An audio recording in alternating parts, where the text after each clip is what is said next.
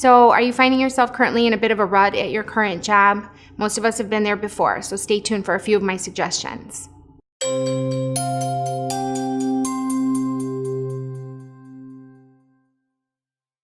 Hey folks, this is Kim. Thanks for visiting livemorenow.net. For many of us who have been with a particular company for many years, whether it's 5 or 15 or even more, may at times find ourselves in a bit of a lull where we're stuck in our comfort zone without any real challenges at work. Unfortunately, this also means that many of your skills have probably stagnated as well. You may find yourself becoming bored, indifferent, or maybe even downright bitter. This kind of happened to me at my last position. I was feeling a bit taken for granted. I hadn't received a performance review in many years, and just my day-to-day job was feeling really mundane. So what are some tips that we can do to avoid this? So for starters, if you work for a company that doesn't have a structured career growth plan, or which most don't, or a structured review process, chances are you are going to have to take some steps on your own. So one thing that you're really going to need to start with, and for some people this might actually be the most difficult, is to spend some serious time thinking about what it is that you would like to do.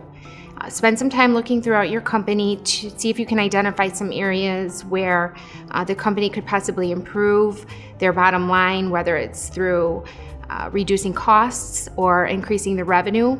Most managers are going to want to hear, again, how this is going to improve their bottom line before they subscribe to any of your ideas. And one thing that you can do, and I would recommend doing, is actually write down a thought out plan of action. I actually did this at one point during my career, and this was actually successful at the time. This was several years ago. And again, I just wrote down areas where I saw that the company could improve their revenue. It would also be maximizing my skill sets, and they'd be getting the most out of my salary. And at the same time, it was going to open up areas for me to learn and grow my own career. And I found that to be very successful. So that's definitely a good start. And once you have your plan put together, you can also request a performance review.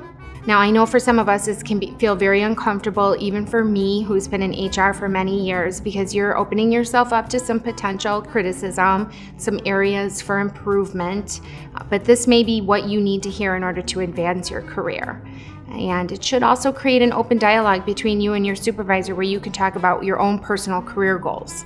And in my own experience, chances are the review won't be nearly as painful as you've imagined it to be in your mind. Something else you can do is just start taking on additional tasks. If you're interested in a supervisory position that you see within your company, I would recommend that you start acting, talking, dressing like a supervisor. Most managers are not going to want to promote somebody who is walking around with a negative attitude and just generally working against management. If there's another area or department that you'd like to start working with, perhaps you can meet with somebody in that area. See if there's some small tasks that you can help them with during your downtime. But again, make sure it's during your downtime with your regular position. Otherwise, that could definitely be frowned upon.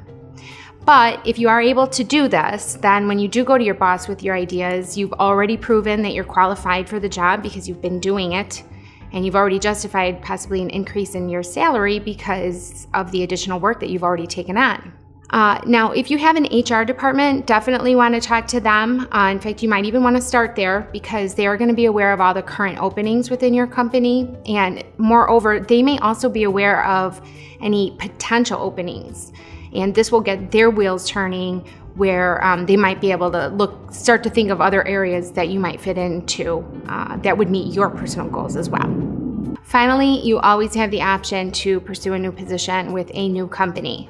I've posted several videos about the job interviewing process, from building your resume through tackling the actual interview and much more. So I would suggest that you take a look at those if you decide to pursue that direction. But if you've already taken all the steps that we previously discussed, don't fret. All those steps are going to help you during the interview process because you've identified your current skill sets and what things you would like to do and areas where you would like to grow. So whatever direction you pursue, I wish you the best of luck. If you have any comments or suggestions, please post those in the comment section below. I look forward to hearing from you. Thank you so much for visiting livemorenow.net.